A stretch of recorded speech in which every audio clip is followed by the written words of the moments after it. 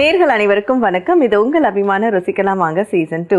நம்முடைய ருசிக்கலாம் வாங்க நிகழ்ச்சியில் இன்றைக்கு நமக்காக திருமதி யோகாம்பாள் சுந்தர் அவர்கள் வந்திருக்காங்க. அம்மா என்னெல்லாம் ரெசிபி செஞ்சு கொடுக்க போறாங்கன்னு பார்க்கலாம். வணக்கம்மா. வணக்கம்டா. எப்படி இருக்கீங்க? ஸோ நீங்க இந்த பேச்சுலர் ரெசிபி செய்ய ஆரம்பிச்சீங்க. நிறைய நமக்கு மெசேஜஸ் கமெண்ட்ஸ் எல்லாம் வந்துட்டே இருக்கு. இன்னும் நிறைய கொடுங்கன்னு. ஸோ இன்னைக்கு என்ன செஞ்சு தர போறீங்க? நம்ம வரிசையா டிஃபன் வெரைட்டிஸ் அப்படிதான் பார்த்தோம். இன்னைக்கு ஒரு ரைஸ். ஓகே. அதுவும் இந்த கடாயிலே அப்படியே பண்ணிடலாம். ஓகே. அது என்னன்னு கேட்டால் புதினா புலவ். பாஸ்மதி அரிசி ஒரு 1/2 hour சோக் பண்ணி வச்சுடுங்க. ஒரு கப் எடுத்துக்கிறேன்னா ஒரு கட்டு புதினா வேணும். அதுக்கப்புறம் 2 பச்சை மிளகா, ஒரு சின்ன பீஸ் இஞ்சி இருந்தால் அப்புறம் இதை நல்லா பேஸ்ட் பண்ணிக்கலாம். அடுப்பில் எண்ணெயை விட்டு பிரிஞ்சி இலை பட்டையோட வெங்காயம் போட்டு வதக்கிட்டு அதுக்கப்புறம் அரிசியும் போட்டு நல்லா வதக்கிட்டு 1:2 தண்ணி விட்டு உப்பையும் போட்டு சைடில் வேக விட்டு வச்சுருவோம். ஜம்முன்னு ரெடி ஆகிடும். தேவைப்பட்டவா அதில் உருளைக்கிழங்கும் கேரட்டும் கட் பண்ணி போட்டுட்டேன்னா இன்னும் கொஞ்சம் அடிஷ்னல் கேரட்டு இதெல்லாம் கிடைக்கும். இல்லை வெறும் வெங்காயம் மட்டும் பூரா எங்களால் இதுக்கு மேலே பண்ண முடியாதுன்னா இது ஹார்ட்லி 1/2 hour ரெடி ஆகிடும். ஓகேம்மா. பண்ணி வச்சுட்டு நீங்கள் ஏதாவது லேப்டாப்பில் ஒர்க் பண்ணிட்டு பார்த்து எல்லாம் ரெடி.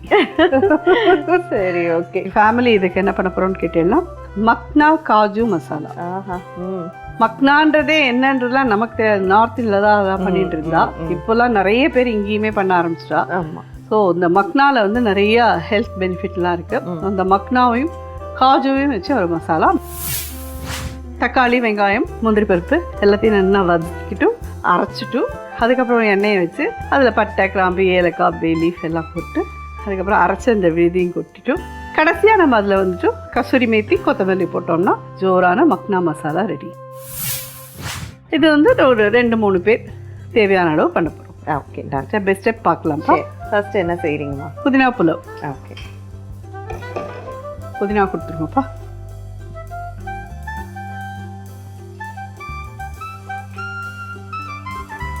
பச்சை மிளகா,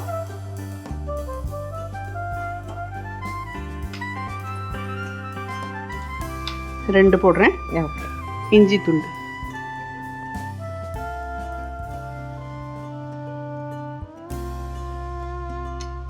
ஒரு 1 inch துண்டத்துக்கு போட்டுக்கோங்க.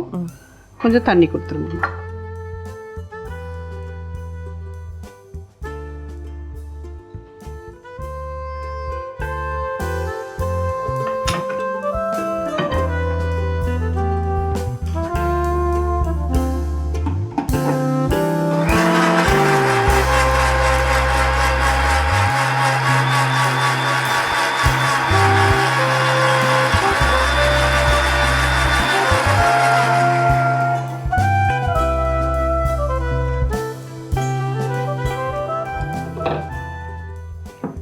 எண்ணெய் கொடுங்கப்பா.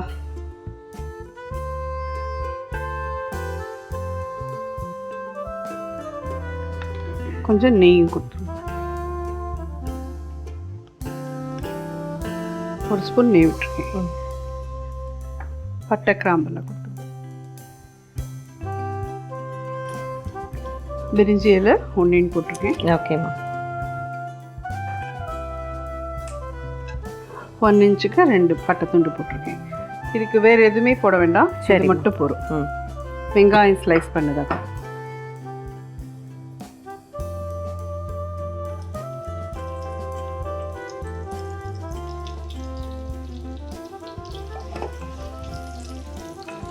ஸோ ஒரு நாள் உங்களுடைய வாட்ரூப் வீடியோ போடுங்கம்மா. அந்த வாட்ரூப் வீடியோவில் எத்தனை ப்ளூ சாரி இருக்குன்றது மட்டும் பர்டிகுலராக ஒரு எபிசோடாக போடுங்க. அதை என்னெல்லாம் நிறைய பேர் கேட்டுட்ருக்கா. ஆனால் நான் தான் சொல்லியிருக்கேன்ப்பா, ஒரு பீரியட் ஆஃப் டைமில் என்கிட்ட மேட்சிங்காக ப்ளவுஸ் கூட இருக்காது. ஒரு வருஷத்துக்கு ஏதோ ஒரு 3-4 புடவை இருந்தாலே பெரிய விஷயம். பிறந்த நாளைக்கு ஒன்று இருக்கும், நவராத்திரிக்கு ஒன்று இருக்கும், தீபாவளிக்கு ஒன்று, அவ்வளோதான். வெட்டிங் டேக்கு கூட ரொம்ப ரேர். அப்படி தான் இருக்கும். இப்போல்லாம் நினச்சிப்பேன் எல்லோரும் மேட்சிங் ப்ளவுஸ் போட்டுலாம் எல்லோரும் போட்டுன்னு போகிறப்பாரு. நமக்கு எல்லோரும் பிளாக்கும் ஒயிட்டும் மட்டும் போட்டுன்னு போகிறேன் சொல்கிறேன் இல்லையா. அம்பாளோட ஒரு கருணை அப்படியே அள்ளி வழங்கியிருக்கா. இப்போ திறந்துட்டு யோசிக்கிற மாதிரி வச்சிருக்கா பாரு. அப்படி யோசிச்சது போக இது எப்படி யோசி சொல்லிட்டு. ஆனால் அது அந்த வயசில் கிடச்சிருந்தா அது வந்து கொஞ்சம் நல்லா என்ஜாய் பண்ணியிருப்பேன். இந்த வயசுலன்றதே ஐயோ எதை கேட்டீங்க அப்படின்னு தான் இருக்குது. அதனால தான் எப்பயுமே எப்போ நம்ம எதை ஆசைப்படுறோமோ அதை கொடுக்க மாட்டான். இந்த ஸ்டேஜில் இந்த அரைச்ச விழுத இதில் கொட்டிடலாம்ப்பா. இது கொஞ்சம் சுருளை வதங்கணும்.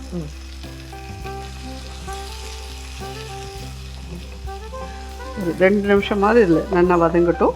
அதுக்கப்புறம் அரிசி போட்டு அப்படியே மூடி. இந்த ஸ்டேஜில் இதில் உருளைக்கிழங்கு, கேரட் எல்லாமே போட்டுக்கலாம் நீங்கள். சரிம்மா. அரிசி மட்டும் ஒரு 1/2 அன் ஹவர் ஊறி இருக்கும். சரிம்மா. ஸோ இந்த ஸ்டேஜில் இந்த அரிசி இதில் ஆட் பண்ணிடலாம்ப்பா. எப்படி இருந்தாலும் எல்லாம் சேர்ந்து கொதிக்க தான் போகிறது.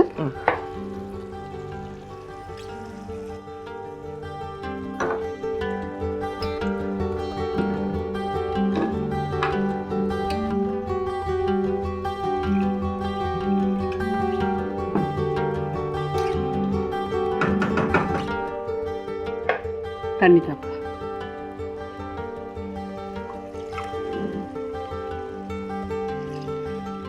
இன்னொரு 1/2 கப். ஏன்னா அந்த இது வந்து அரைச்சது ஒரு 1/2 கப் இருந்தது இல்லையா, புதினா அரைச்சது. ஸோ டோட்டலாக 2 கப் வரும். 1.5 கப்பு தண்ணி விட்டுருக்கேன், 1/2 கப்பு புதினா அரைச்சிங்க. ஓகே. உப்பு கொடுப்பேன்.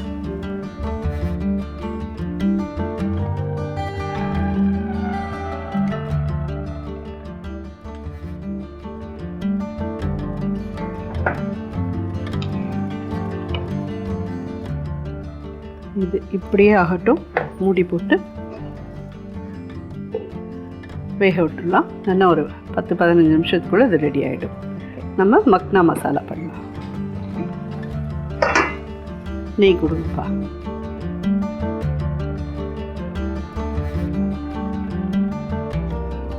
ஒரு ஸ்பூன் கிட்ட நெய் விட்டுருக்கேன். முந்திரி பருப்பு கொடுத்துருங்க. இதை வறுத்து எடுத்து வச்சுடலாம். ஓகே.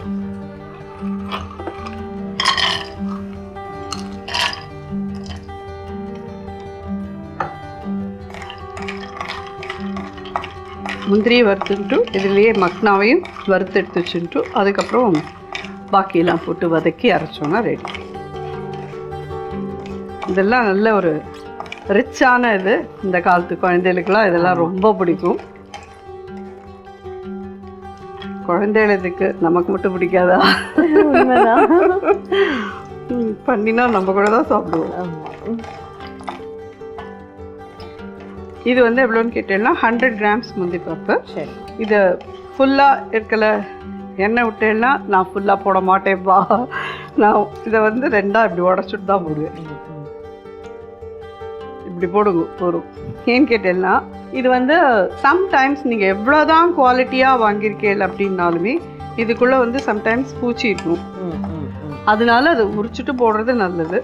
ரெஸ்டாரண்ட்டில் போடுறோம் அப்படிங்கிறதுக்கோசரம் நம்மளும் அப்படியே போடணும்னு அவசியம் இல்லைன்றது என்னோட. இது அப்படியே நல்லா கிறிஸ்பியாக வறுத்துட்டோன்னா சப்ஜியோடு கொதிக்க விடாமல் கடைசியாக அதை இறக்கிறதுக்கு முன்னாடி யூஸ் பண்ணிவிட்டு சாப்பிட்டோன்னா ரொம்ப பிரமாதமாக இருக்கும். ஸோ வறுத்துட்டோம்.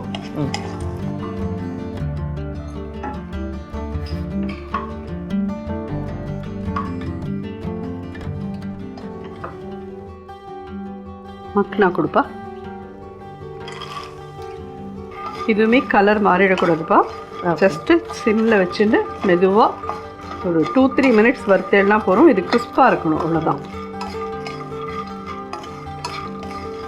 ஒரு 2-3 மினிட்ஸ் வறுத்துட்டோம், எடுத்துடலாம். தெரியுதா கொஞ்சம் கலர் மாதிரி.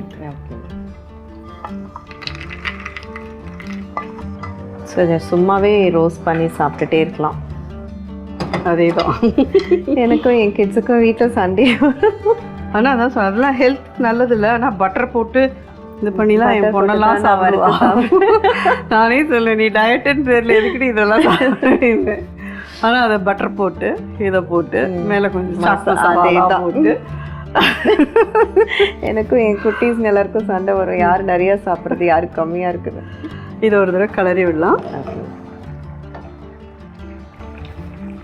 வாசனை நல்லா இருக்கு இல்லையா? ஆகட்டும். இதுக்கு கொஞ்சம் எண்ணெய் கொடுத்துருப்பா.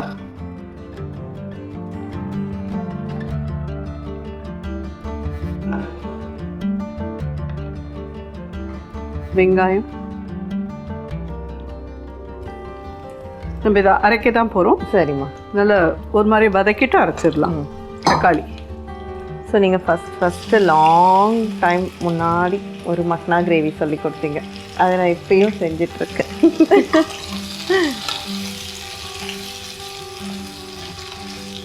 இதில் வந்து கொஞ்சம் மஞ்சப்பொடி, ஒரு 1/2 டீஸ்பூன் கிட்ட போட்டுருக்கேன். தனியா பொடி,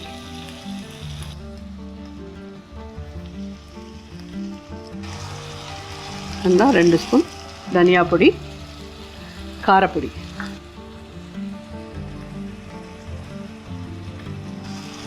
ஒரு ஸ்பூன் கிட்ட காரப்பொடி போடுறேன்.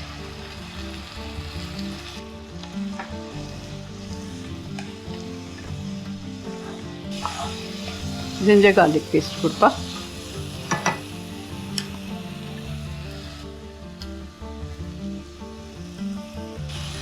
இன்னும் ஒரு ஸ்பூன் கிட்ட போட்டுக்கோங்க. இந்த ஒரு 5-6 முந்திரி பருப்பு. இது வந்து இந்த கிரேவி வந்து ஒரு நல்ல ஒரு ஸ்மூத்தாகவும் அட் த சேம் டைம் நல்ல ஒரு டேஸ்டாகவும் ரிச்சாகவும் இருக்கு. நாங்கள் இது யூஸ் பண்ணல அப்படிங்கிறதுல வெள்ளரி விதை இருந்ததுன்னா அது வேணாலும் நீங்கள் வச்சுக்கலாம்.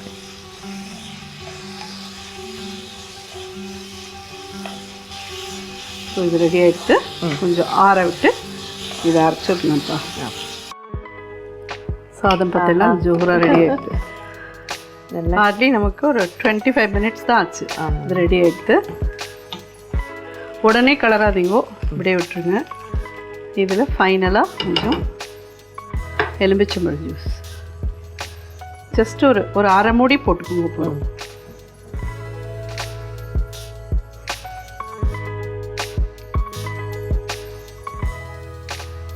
வறுத்த முந்திரி பருப்பில் 4 போட்டு சாப்பிட்டேன்னா ரிச்சாக இருக்கும். ஸோ இந்த சாதம் ரெடி. இது அப்படியே வளப்போரட்டும், இப்படியே வச்சிடலாம். இந்த மசாலா ரெடி பண்ணிட்டு வந்துடலாம்.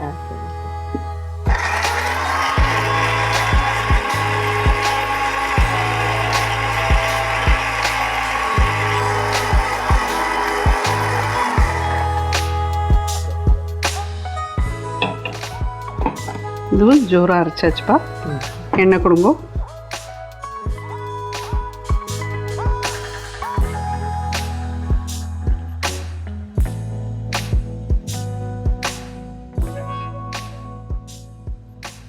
பட்டை கிராம்புல கொடுத்துருங்க. பட்டை துண்டு 2 போடுறேன். ஏலக்காய் ஒரு 3 போடுறேன். அன்னாசி முக்கு 1, கிராம்பு ஒரு 4.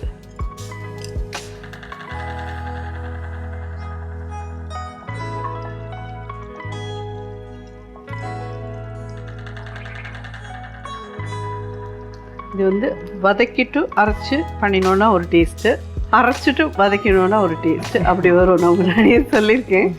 ஒன்று ஒரு மாதிரி.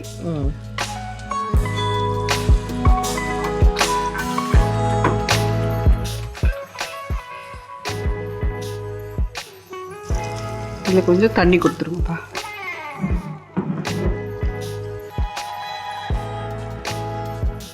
எக்ஸப்ட் இதில் கரம் மசாலா பொடி தவிர பாக்கி எல்லாம் நம்ம இதுலேயே போட்டுட்டோம். ஆமாம். ஸோ இதுக்கு ஒன்றும் தனியாக இப்போ பொடியெலாம் போடணும்னு அவசியமே இல்லை.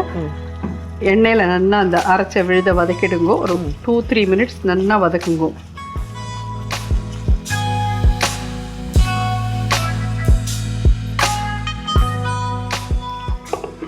ஒரு 2 நிமிஷம் அது இருக்கட்டும். ஏன்னா அதில் எண்ணெய் கொஞ்சம் சைடில் வர ஆரம்பிச்சதுன்னா அப்புறம் இதில் தண்ணி விட்டு அலம்பி வந்து விட்டுருங்க.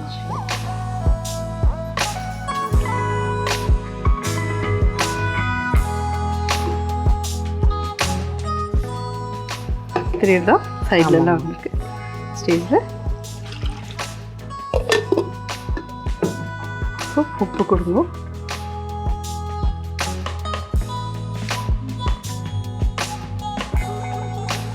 சர்க்கரை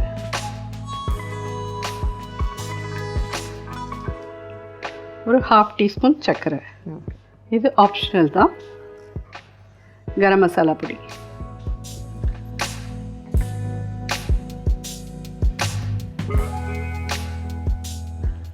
இது ஒரு கொதி வரட்டும். ம் இந்த மக்னா போடலாம் அதுக்கப்புறம். ஓகே.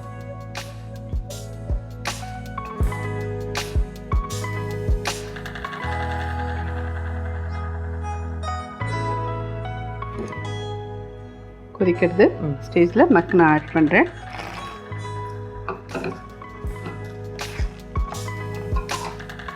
இது எல்லாமா சேர்ந்து ஒரு 2 மினிட்ஸ் கொதிக்கட்டும். கடைசியாக கேஷ்யூ நட்டை ஆட் பண்ணலாம். மூடி போடுறேன்.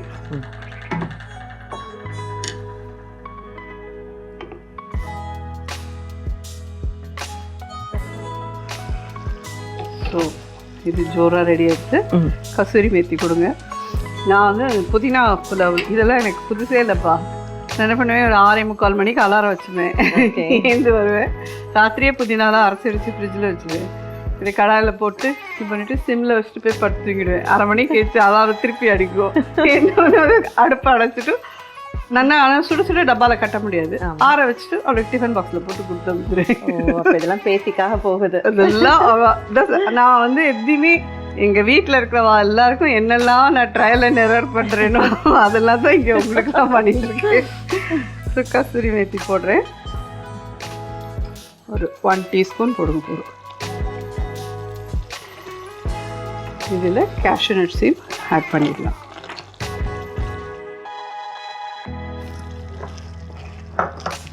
கொத்தமல்லி கொடுப்பா.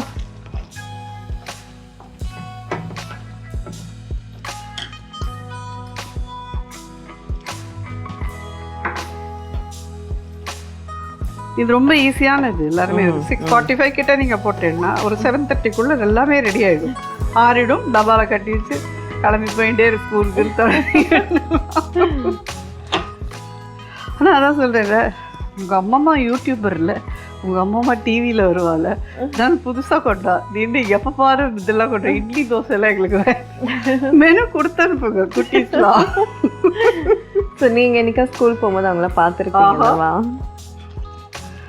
பேரண்ட்ஸ் டீச்சர்ஸ் இது அதுக்கப்புறமா ஆனுவல் டே இதுக்கெல்லாம் மெனக்கட்டு என்னை கூட்டின்னு போவோம். டீச்சர் ஒன்று பார்க்கணுன்னு ஆமாம்மா வா அப்படின்னு. ஆனால் எங்கே போனாலும் என்னையும் சேர்த்து தான் அடுத்த செகண்ட் கேட்கறது உங்களை தான். நல்ல உங்கள் 2 பேருக்கும் ஒரு நல்ல இது அப்படின்பா. எல்லாருமே சாப்பிட்டு பாருப்பா. புதினா புலாவ் 1 பாட்டில். ஸோ இன்னைக்கு அம்மா சூப்பராக ஒரு காம்போ ரெடி பண்ணி கொடுத்துருக்காங்க. இப்போ என்னுடைய டேஸ்ட்லாம் எப்படி இருக்குன்னு பார்க்கலாம்.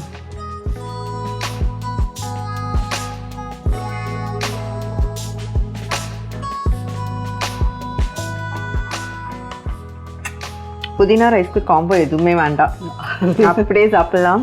அவ்வளோ எம்மியாக சூப்பராக இருக்குது. அண்ட் மக்னா கிரேவி சொல்லவே வேண்டாம். நல்லா வந்து ரொட்டி பிரெட்டு துண்டு இருந்தால் கூட சூப்பராக சாப்பிட்றலாம். ஸோ எஸ்பெஷலி புதினா ரைஸ் வந்து ரொம்ப நல்லா இருக்குமா. Thank you so much. Okay viewers, இன்றைக்கு அம்மா சூப்பராக 2 ரெசிபி சொல்லி கொடுத்தாங்க. நீங்களும் கட்டாயம் ட்ரை பண்ணி பாருங்கள். மீண்டும் அடுத்த நிகழ்ச்சியில் உங்கள் அனைவரையும் சந்திக்கிறோம். இது ருசிக்கலாம் வாங்க சீசன் 2. நன்றி, வணக்கம்.